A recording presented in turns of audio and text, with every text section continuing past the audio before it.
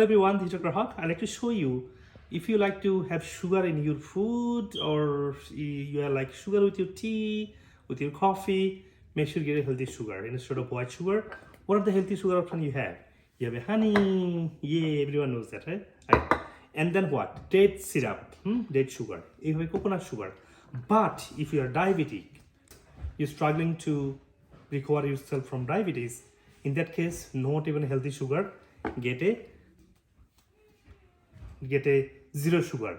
Zero sugar, I don't mean that sweetener, zero calorie, not like that. Natural sweetener, raw fruit sugar or stevia. Stevia you can have liquid, you can have a packet form either way.